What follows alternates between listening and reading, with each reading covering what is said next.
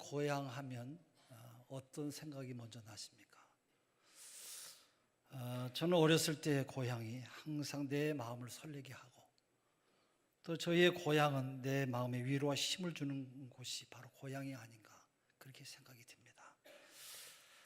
제가 어렸을 때 섬에서 살았습니다마는, 가난 속에 살았습니다마는 어머니의 자녀를 사랑하는 열정과 헌신으로 중학교 1학년 때에 덕적도 섬에서 인천으로 유학을 오게 되었어요. 지금은 여러분 우리나라가 경제적으로 여유가 있고 부강한 그런 나라가 되었습니다마는, 옛날에는 여러분 지금처럼 그렇게 잘 살지는 못했죠.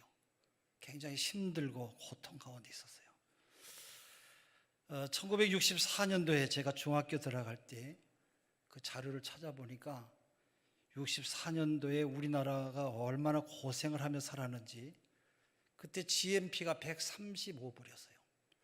여러분 잘 아는 대로 GNP는 1년에 우리나라 국민 한 사람 한 사람이 얻는 그런 소득을 말해요. 1년에 우리나라의 GNP가 135불, 제가 지금 1120원인데 제가 1120원으로 계산을 하니까 15만 1870원이에요. 그러니까 한 사람이 1년 12달 버는 돈이 15만 원 1,000원이에요. 얼마나 여러분 가난해요. 뭐 굉장하지요. 근데 지금은 우리나라 2017년도 GNP가 22,800불이에요. 그것도 1,150원으로 20원으로 계산하니까 2천 대략 한 800만 원 정도, 한 1년에 버는 돈이 그 정도 돼요. 그러니까 아주 지금 어마어마하게 잘 사는 그런 나라지요. 우리는 그때, 제가 어렸을 때입니다만은, 인천으로 이렇게 오면서 우리가 살던 집이 조그만 한 두 평 반, 뭐 조그만 그런 집이고, 부엌은 따로 이렇게 떨어져 있는 그런 데인데, 제 기억으로는 그래요. 근데 그 2만 원이 전세예요. 근데 그 2만 원이 없어서 우리 친척, 아마 형님 되시는 분에게 아마 이렇게 얘기를 해서 그 돈을 빌려가지고 공부하러 온 것 같아요. 여러분, 그 섬에서 아주 가난하고 힘든 그런 곳에서 유학 갔다고 하는 게 보통 일이 아니잖아요. 여러분이 조금 저를 이렇게 우습게 보는 것 같은데 대단한 것 같아요. 제가 지금 생각해 보면, 이거 우리 어머님이 어디서 그런 용기가 났을까? 어쨌든지 아들을 또 가르쳐야 되겠다는 아마 그런 마음을 가지고 아마 이렇게 일을 하신 것 같아요. 인천에 와서 중학교 1학년 때 공부를 하는데 얼마나 고향이 가고 싶고 또 어머니가 보고 싶은지, 여러분 가보지 않으신 분은, 이런 고생을 해보지 않으신 분은 잘 모를 것 같아요. 그러다가 섬에서 고기 잡는 배가 인천 항구에 왔다고 하면 반겨주는 사람이 아무도 없고, 또 나 같은 사람을 누가 여러분 찾겠어요. 근데 또 기어이 거기, 지금은 이제 연안부두지만 옛날에는 저 월미도에 배들이 됐어요. 하이천에. 그래서 거기를 갔어요. 나를 반기는 사람도 없는데도 불구하고 자꾸 갔어요. 그 섬이, 고향이 참 그리웠던 것 같아요. 그 노산 이윤상 선생님이, 자기 고향이 충무 통영인데 그 이윤상 선생님이 지은 고향이라고 하는 노래가 참 좋았어요. 이분이 충무 앞바다에 있는 그런 섬분인데, 그분이 작사 작곡한 노랫말이 항상 내 마음에, 어렸을 때 그래서 그 노래를 불렀어요. 어제 온 고깃배가 고향으로 간다 하기, 소식을 묻자고 갯가로 나갔더니 그 배는 멀리 떠나고 물만 출렁거리요. 물만 출렁거리는데 뭐하러 거길 갔어요? 하여튼 고향 사람 만나는 게 좋았고, 그만큼 내 마음에 그런 생각이 이렇게 짙게 있었기 때문에 아마 그랬던 것 같아요. 우리 모두는 다 고향이 있고요, 고향을 그리워해요. 우리 아침 일부 예배 끝나고 우리 박혜정 교육사, 우리 박지용 장로님 딸이 산돌교회 청년에게 시집을 갔어요. 일부 끝나고 예배 끝났는데 목사님 얼마나 교회가 오고 싶었는지 너무 보고 오고 싶었대요. 와서 예배도 드리고 싶었대요. 그 사무실에서 우리 차 한잔 마시면서 그 신랑 되는 사람하고 이야기하고 내려오는데 이제 엘리베이터를 타고 내려오는데 목사님 너무 엘리베이터도 좋아요. 얼마나 보고 싶고 오고 싶었으면 늘 그런 생각이 있었대요. 고향이 나만 고향을 그리워하는 게 아니라 우리 사람들 마음에는 다 이런 고향을 그리워하는 이런 정서가 다 있구나. 그래서 내가 참 그렇지 맞아. 우리 사람은 여러분 나이가 많든지 적든지 다 이런 고향을 그리워하고 살아가고 있어요. 우리 주님께서도 고향이 있었는데 물론 우리 주님의 고향은 영적으로는 천국이지만 또 육적으로는 나사렛 고향이지요. 예수님은 베들레헴에서 탄생하셨지만 동방 박사들의 경배를 받으신 다음에는 곧장 바로 애굽으로 피난을 가셨어요. 그 후에 다시 돌아온 다음에는 바로 나사렛으로 가셔서 거기서 30년 동안을 사셨어요. 그곳에서 자라나시고 그곳에서 목수일을 하면서 지냈어요. 그러나 30년간은 이 사생활을 끝내신 다음부터 예수님은 공생에 들어가시죠.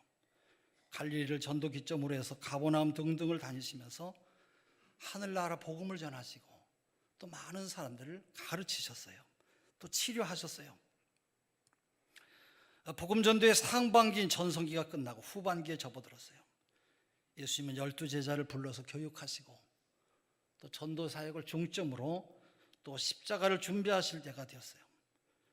그때 주님은 고향을 생각하면서 내 고향 나사렛을 구원해야 되겠다. 내가 그들의 병을 치료해야 되겠다. 그들의 그 모든 아픔과 그 고통을 내가 싸매어 줘야 되겠다.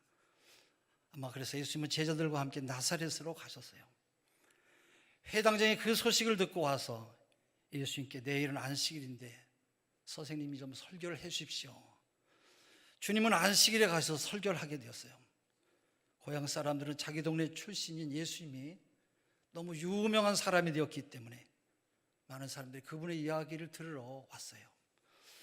예수님이 입을 열어서 말씀하실 때 여러분 저 나사렛 그 전에 가서 보니까 나사렛은 우리 신기촌하고 비슷해요. 신기촌보다 더 못한 동네예요. 동네가 저 이렇게 언덕에 있는데 우리가 차를 타고 지나가다 보니까 이렇게 분지예요, 분지. 거기가 나사렛이라고 이렇게. 야, 예수님도 거의 성남 수준에서 하셨구나.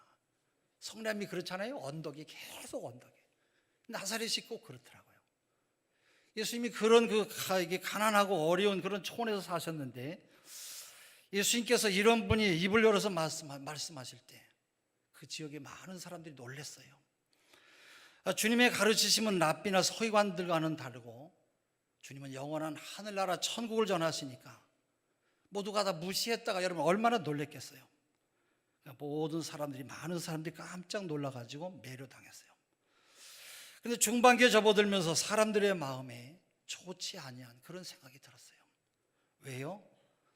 우리와 같은 촌 사람인데 우리와 같은 나사렛 촌 별 볼 일 없는 사람인데 예수님이 너무 많은 기적을 행하시고 큰 일을 행하시니까 우리 사람들 속에 여러분 좋은 마음이 있어요? 나쁜 마음이 있어요? 나쁜 마음이 더 많아요. 촌놈 주제에 뭐 예수가 뭐 대단하다고 뭐 병을 고친다고 모두가 다 시기 질투의 마음이 생겼어요. 아니 우리와 똑같은 마을에서 자랐는데 우리가 그의 과거를 다 알고 있는데 또 자기가 바리새인보다 랍비보다 서기관보다 더 우뚝 뛰어난 하나님의 아들로 대접을 받으려고 하냐. 아주 사람들이 시샘을 무섭게 했어요. 사람들이 수군거리죠. 아니 저 사람의 이러한 저러한 지혜와 권능이 어디서 온 거냐. 아니 자기의 어머니 마리아가 우리와 같이 나사렛에서 살고 있지 않느냐. 또 야고보나 요셉이나 유다 시몬의 형이 아니냐. 또 그 여동생들이 우리와 함께 살고 있지 않느냐. 이 말을 들어보면 마리아가 상당히 많은 아이들을 낳은 것 같아요. 아들만 해도 예수님을 포함해서 5이고요. 또 누이들이라고 했으니까 아마 딸도 2 이상인 것 같아요. 7남매 이상을 낳은 거예요. 예수님을 향해서 시샘하는 동네 사람들이 예수님을 자꾸 헐뜯어요. 아니 저 친구가 3년 전에 우리 집을 지은 사람이 아니냐? 저 사람이 옛날에 우리 4년 전에 우리 집 수리한 사람 아니냐? 자기가 뭔데 뭐 수근거리기도 하고 또 웅성거리면서 많은 사람들이 빠져나갔어요. 여러분, 이런 때 예수님이 얼마나 힘드셨겠어요. 예수님은 제자들에게 뭐라고 하셨나요? 선지자가 자기 집 밖에서 다 존경받게 되어 있느니라. 고향에서 믿지 않는 것을 이상하게 여기면서 그래도 그 중에 몇 사람이 예수님께 오니까 주님은 그들에게 안수하시고 병을 고쳐주시고 다른 마을로 가서 복음을 전했어요. 우리가 여기서 듣게 되는 우리 하나님의 음성이 어떤 것이에요? 여러분 가운데 몇 분은 아니, 예수님과 고향 사람들 사이의 사건인데 우리와 무슨 상관이냐 그렇게 할지 모르겠습니다만 그렇지 않아요. 모든 성경은 여러분과 우리 모두를 위해서 기록한 하나님의 말씀이에요. 오늘 여기서 우리가 얻게 되는 교훈은 아주 분명해요. 예수님을 믿고 바로 그를 영접하라는 거예요. 할렐루야. 예수님은 축복의 선물을 하나를 안고 고향에 가셨지만은 고향 사람들은 예수님을 믿지도 않고 환영하지도 않고 예수님을 거절했어요. 여러분, 예수님을 거절하면 주님의 축복이 그들하고는 아무런 상관이 없는 것이죠. 여러분, 우리 주님은 귀한 것을 주시는데 또 여러분의 남편도 귀한 것을 주시잖아요. 또 부모님도 주시는 것이 귀하지만 가장 귀한 것은 우리 주님께서 우리에게 주시는 것이 가장 귀한 선물인 줄로 믿습니다. 믿으시기를 바랍니다. 우리나라의 대통령이 주는 것도 귀하지만 가장 귀한 것은 주님께서 주시는 것이에요. 여러분, 그 귀한 선물을 누가 받아요? 예수님을 믿고 환영하고 영접하는 사람이 선물을 받아요. 바로 영접하는 사람이 첫째로 받는 것이 어떤 것이냐? 바로 생명이요 구원이요 우리의 모든 삶을 형통케 하시는 하나님의 은혜인 줄로 믿습니다. 요한복음 10장 9절에 내가 문이니 누구든지 나로 말미암아 들어가면 구원을 받고 또는 들어가면 나오며 꼴을 얻으리라. 예수님만이 우리에게 구원을 주시고 예수님만이 우리 모두에게 참된 생명을 내려주세요.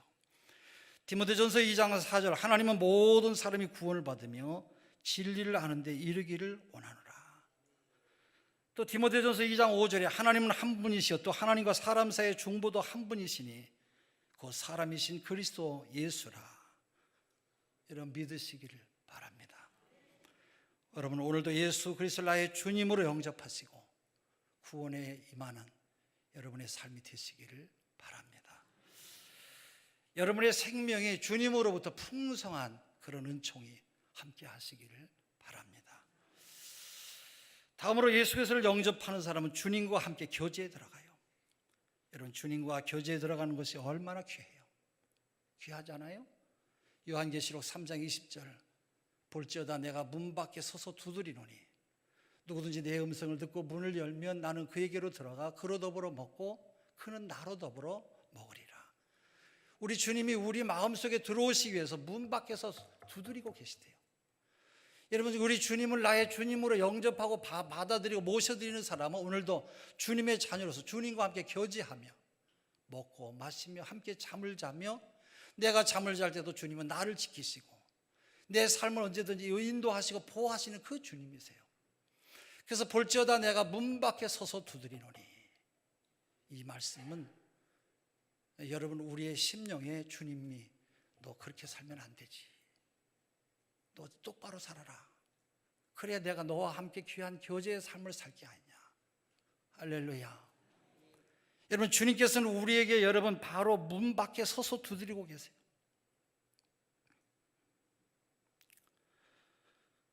여러분, 함께 먹고 사는 것이 여러분 얼마나 축복이고 얼마나 그것이 귀한 일입니까? 사람이 여러분 가족과 함께 살아야 여러분 행복하고 좋은 것인데 가족이 없이 혼자 산다고 하면 얼마나 외롭고 힘들겠어요. 또 친구 없이 혼자 사는 사람은 여러분 얼마나 고독하게 살고 얼마나 힘들게 삽니까? 우리 사람들은 모두가 다 고독해요. 그래서 우리에게는 가족이 좋고 친구가 좋은 것이에요. 그러나 우리들이 귀한 분하고 사귀면 더 우리에게 좋은 것이죠. 우리들이 예수님과 사귀는 것이 여러분 얼마나 귀하고 얼마나 좋은 일이에요. 늘 기도를 통해서 하나님 앞에 기도하면 응답해 주시고 여러분의 모든 문제, 자녀의 문제, 생업의 문제, 남편이 아파서 고통받는 이런 문제들까지 내어놓고 하나님 앞에 기도하면 그 문제를 하나하나 도와주시고, 지금은 안 된 것 같은데 지나고 나서 이게 하나님의 은혜였구나. 기도하라고 해서 하나님께서 기도한 사인이 바로 우리 남편이 아픈 것이었구나. 그래서 여러분의 기도를 통해서 우리 가정이 잘 되는 줄로 믿습니다. 저도 옛날에 저는 몸이 덩치는 큰데 건강이 이렇게 별로 좋은 그런 사람은 아니에요. 몸이 좀 약하고, 저희 어머니도 덩치는 큰데 몸이 늘 아프셔서 고생을 많이 했어요. 그래서 저희 어머니 지금 사시면 한 90 정도 되시는데 68에 주일날 아침에 새벽기도 가려고 일어나는데 이쪽 방에서 주무시던 어머니가 돌아가셨어요. 깜짝. 어제 저녁에도 식사하시면서 그렇게 좋아하고 이거 참 맛있다 그러고 주무셨는데 늦게까지 우리 남중이가 그때 4학년이었는데 10살 이쪽 방에서 드론드론 얘기하는 소리를 들으다가 우린 잠이 들었는데 새벽 4시에 일어나서 교회 나오려고 일어나니까 돌아갔어요. 제가 만져보니까 온몸이 다 따뜻했는데 우리 어머니가 평소에 심근경색이 있어가지고 내가 언제 죽을지 모른다. 늘 그래서 내가 죽으면 너희들이 잘 이렇게 그래서 그런 이야기를 늘 많이 들어서 깜짝 놀라서 뛰어들어가서 보니까 어머니가 운명하셨어요. 그때는 하늘이 무너지는 것 같았고요. 아이고, 사람이 이렇게도 쉼없이 맥없이 이렇게 돌아가시는구나. 여러분 모두 다 건강하시기를 바랍니다. 저희 어머니가 제가 아파서 고생을 할 때 얼마나 기도를 많이 하셨는지. 하나님, 우리 막둥이 막내 아들이 저렇게 몸이 아파서 고생을 합니다. 여러분, 막내 아들이 아버지도 모르고 태어났는데, 아버지는 나는 태어났지만 아버지는 그 이듬해 저는 8월에 태어났고 아버지는 4월에 돌아갔어요. 그러니까 여러분, 어머니가 얼마나 짠하고 막내 아들을 생각할 때 얼마나 여러분 아프겠어요, 마음이. 그래서 저게 특별히 아마 사랑을 많이 베푸신 것 같아요. 그랬던 어른이 제가 자고 나서 보니까 천국으로 가셨는데 그때는 마치 내 생명줄이 다 끊어진 것 같고요. 사람이 이렇게 해도 이 생명이 이렇게, 육신의 생명이 이렇게 연약하구나. 참 많이 힘들었어요. 여러분, 그렇기 때문에 우리에게 함께 살아가는 부모님이 계시고 형제가 있고 이웃이 있다고 하는 것이 얼마나 행복한 일인지 몰라요. 여러분, 우리들이 그래서 귀한 우리 예수님과 사귀면 우리의 마음이 좋은 것이죠. 여러분, 우리가 예수님과 사귀는 것이 얼마나 귀하고 얼마나 귀한 일이에요. 우리들은 만왕의 왕이신 주님과 함께 교제하며 살아가는 것이 얼마나 귀한지 늘 감사하며 살아가시기를 바랍니다. 고린도전서 1장 9절에 너희를 불러 그의 아들 예수 그리스도 우리 주로 더불어 교제케 하시는 하나님은 미쁘시도다. 우리들이 이렇게 부족한데도 주님은 우리 모두를 귀하게 여기시고 주님과 함께 교제케 하시는 이 축복이 얼마나 우리에게 복 있는 그런 일이냐 말이에요. 여러분이나 저나 만왕의 왕이신 우리 주님과 친구가 되어서 함께 우정을 나눌 만한 여러분 그런 자격이 있습니까? 우린 그런 자격이 없어요. 우리가 얼마나 부족하고 여러분 얼마나 나쁜 사람들이에요. 어떤 장로님은 돌아가실 때 기도를 하시는데 하나님 나를 용서해 주세요. 하나님 나를 용서해 주세요. 나는 나쁜 사람이에요. 용서해 주세요. 하나님 나를 용서해 주세요. 이 용서해달라고 하는 이 기도만 3시간 동안 하시더래요. 3시간 동안. 그래서 장로님이 무슨 기도를 이렇게 하시냐 그랬는데 나중에 그렇게 회개하시다가 그 기도가 딱 끝나더니 바로 눈을 감으시더래요. 여러분 그런 우리들입니다마는 하나님께서 저 김명기 목사를 만나지 말라. 저 사람은 아주 나쁜 사람이니까 사귀지도 말라. 그렇게 말씀하지 않고 아들아 저 김명기 목사를 사귀어라. 여러분 얼마나 고마운 일이에요. 할렐루야. 우리가 이걸 생각하면 참으로 감사해요. 우리들은 하나님을 생각하면 고맙고 감사한 것밖에 없어요. 그렇기 때문에 예수 믿는 우리 믿음의 사람들에게는 고독한 것이 없어요. 우리가 감옥에 가도 주님이 함께 하시고 우리가 어떤 어려운 일을 만나도 언제나 우리와 함께 계셔서 우리의 삶을 보호하시고 인도하신 하나님의 축복이 여러분 모두에게 함께 하시기를 바랍니다. 어젯밤에도 제가 늦게까지 혼자 우리 방에 있었는데 마음은 기쁘고 마음은 즐거우고 감사했어요. 여러분, 혼자 있어서 혼자 있는 게 아니라 너무 감격하고 좋아서 내 마음이 너무 마치 천국을 사는 것 같은 그런 마음이라 얼마나 기뻤는지 몰라요. 내가 하나님이 오늘 이 설교를 매듭지면서 어떻게 설교를 해야 됩니까? 그리고 설교를 준비하는데 어떤 찬송을 해야 되나 갑자기 그런 마음이 들었어요. 우리 복음성가에 오늘 집을 나서기 전 기도했나요? 오늘 받을 은총이에 호소했나요? 기도는 우리의 안식 빛으로 인도하리.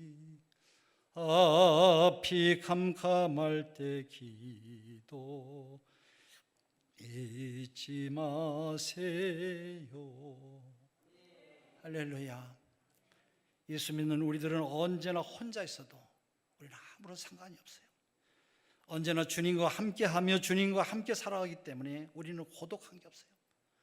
또 예수를 믿는 우리들은 여러분 외로운 것이 없어요. 전에 어떤 분은 예수 믿다가 교회를 떠나는데 너무 외롭고 너무 힘들더래요. 마침내 자신을 비관하고 살다가 우울증에 걸려서 고생한다고 하는 그런 말도 들었어요.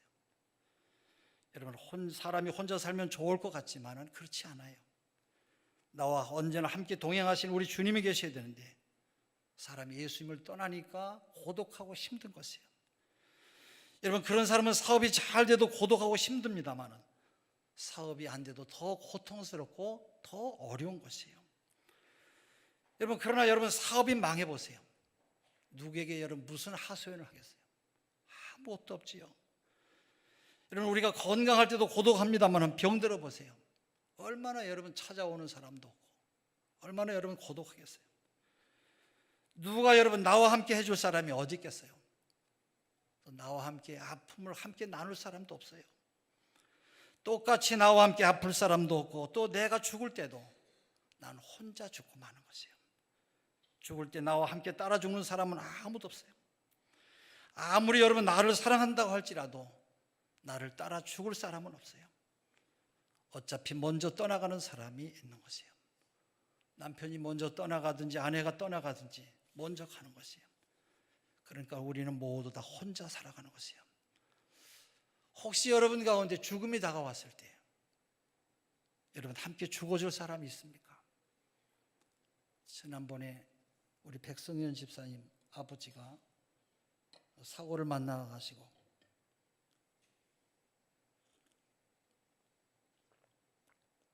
산에 무슨 나무를 꺾으러 가셨다가 나무를 꺾으러 올라가셨다가 바위에 거기서 잘못해서 나뭇가지를 놓치면서 이 머리를 갖다 이렇게 받았어요. 돌 위에, 바위 위에. 그래서 지금 어렵다고 하는 이야기를 듣고 길병원에 갔는데 응급실에 가니까 이미 중환자실에서 그 의사분이 제가 갔는데도 한 3, 40분을 계속해서 인공호흡을 하더라고요. 심장에다 대고 계속해서 심장을 이렇게 심폐소생술을 하는데 저는 보기만 해도 땀이 나더라고요. 얼마나 힘들게 하는지.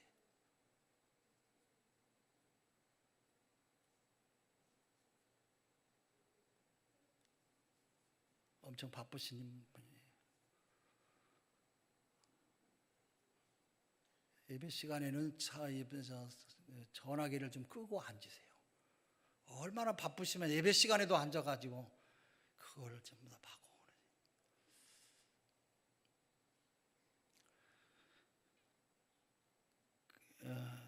여러분 우리 집사님 그래서 아버지가 그렇게 고생을 하시다가 의사분이 계속 인공호흡 심폐소생술을 하다가 아유 못하겠습니다. 근데 그때가 이렇게 몇 시인데 몇 월 며칠 날 몇 시 몇 초에 아무개 씨가 운명하셨습니다. 그렇게 선포하면 이제 끝난대요. 좀 있는데 보니까 바로 이게 소생술을 했던 그런 거 다 치우고 그리고 바로 영안실로 내려가시는 것을 봤어요.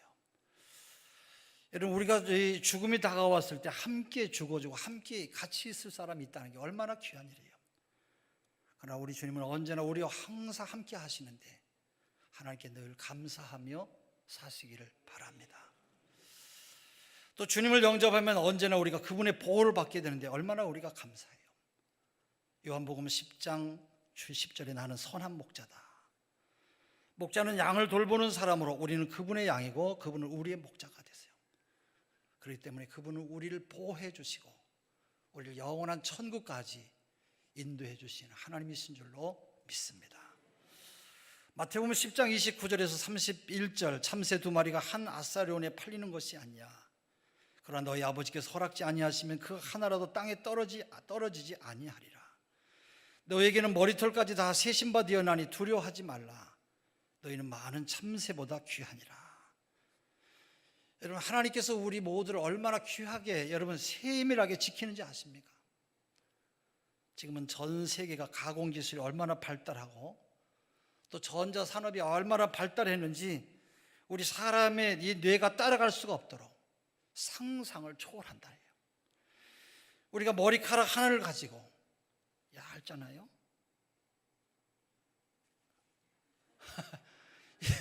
머리카락이 얇은 이 머리카락 하나를 가지고 600번을 나눈대. 600번. 그래서 이 조그만 머리카락 하나를 가지고 또 가르고 해서 600번을 놀래지도 않으시네. 600번을 가지고 이걸 갖고 연구한대요. 그리 얼마나 우리 사람의 여러분 이 머리가 얼마나 똑똑하고 얼마나 우리에게 여러분 이 건강을 회복할 수 있는 길과 이 여러 가지 여러분 얼마나 좋은 게 많이 있어요. 그 600개의 줄을 그을 정도로 세밀하게 분석하고 또 분석하면서 어쨌든지 살리려고 그렇게 연구를 한다는 거예요. 여러분, 사람의 기술도 이렇게 세밀하게 분석해서 연구하는데 우리 하나님의 전지전능하심과 하나님의 위대하심과 그 높으심은 여러분 얼마나 크겠어요. 이 세상에는 교통사고나 또 천재지변 등등 이러한 천재지변이나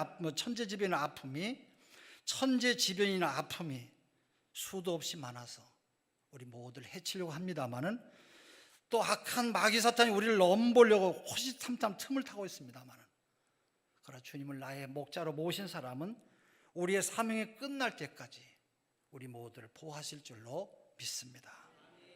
그렇기 때문에 혼자 걸어가는 것보다 둘이 걸어가면 더 안전하고요.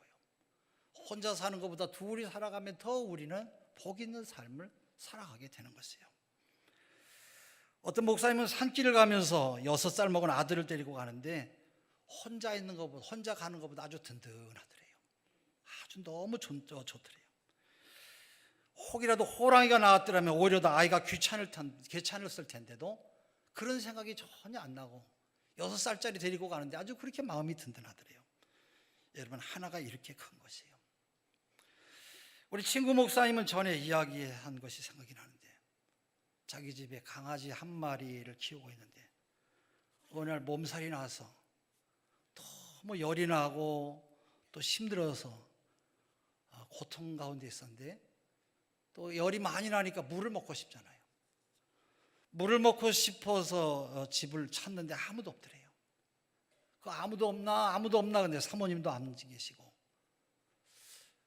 그래서 다들 어디 갔냐. 그리고 마침 집에서 기르는 강아지가 옆에서 잠을 자고 있더래요. 강아지도 여러분 코를 골고 자잖아요. 그런 거 보셨지요?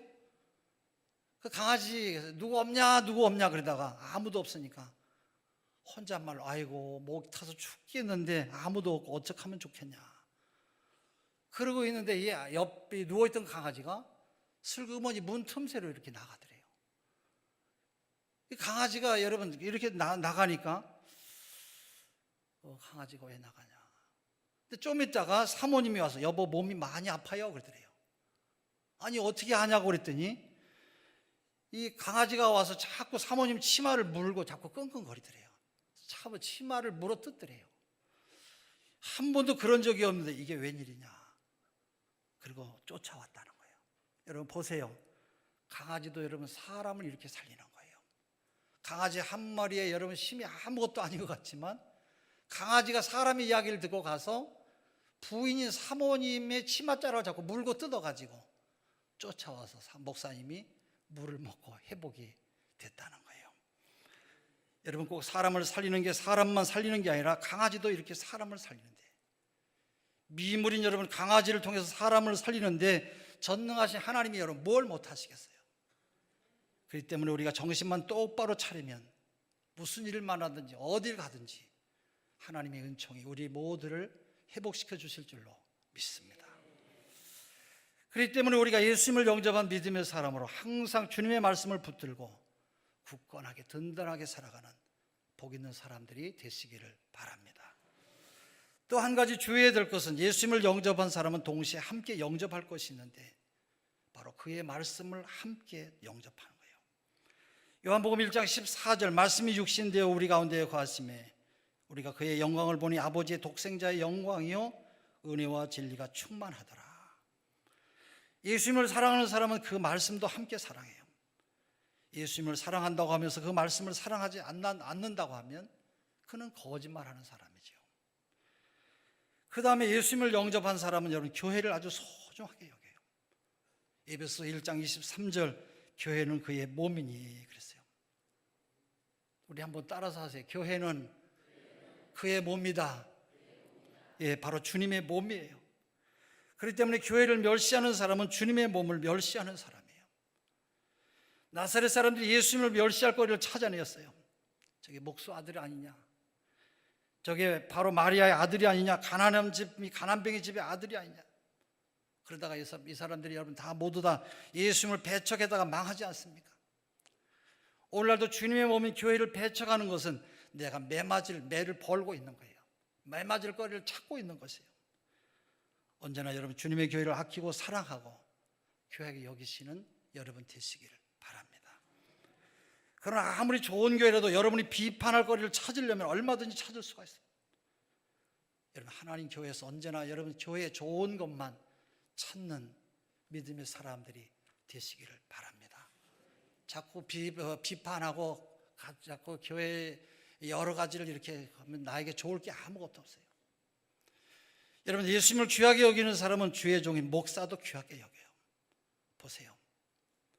예수님 같은 그런 분도 사람들로부터 멸시와 배척을 당했는데 하물며 여러분 목사를 비판하려고 하면 비판거리가 왜 없겠어요? 목사도 사람이기 때문에 단점을 찾으려고 하면 왜 단점이 없겠냐 말이에요. 예수님도 고향 사람들로부터 많은 뜯김을 당했는데 저 같은 사람은 여러분 단점이 얼마나 많아요. 그러나 나사렛 사람들 가운데도 몇 사람은 예수님을 영접하고 환영해서 그들이 치료받고 구원받은 것처럼 우리도 언제나 긍정적인 믿음의 사람으로 살아가시기를 바랍니다. 엘리 제사장의 두 아들은 성전을 섬기는 제사장의 아들이었습니다만 교회에서 수종드는 여인들과 간음하고 또 돈도 내 마음대로 사용하고 하나님 앞에서 벼락맞을 짓을 했어요. 엘리 제사장은 그걸 알면서도 얘들아 왜 그러느냐, 사람들의 소문이 너무 좋지 않다, 조심해라, 호되게 혼내질 않았어요. 어떻게 보면 엘리 제사장은 하나님 앞에 30점도 안 되는 사람이에요. 그러나 한나가 기도하고 있을 때 엘리 제사장이 딸아 네가 기도하고 구한 것을 여호와께서 응답해 주시기를 원하노라. 여러분 그렇게 하나님 앞에 고백할 때 한나가 아이고 당신 같은 사람이 이런 이야기 해도 나는 안 들어요, 그런 축복은 안 받아요, 그랬더라면 아마 이 가정에 응답은 없었을 것이에요. 부족한 제사장이지만 아멘 하고 믿고 나갔기 때문에 아들을 얻게 된 것이에요. 언제나 우리에게 세워주신 목사를 귀하게 여기시고 아멘으로 감사하시기를 바랍니다.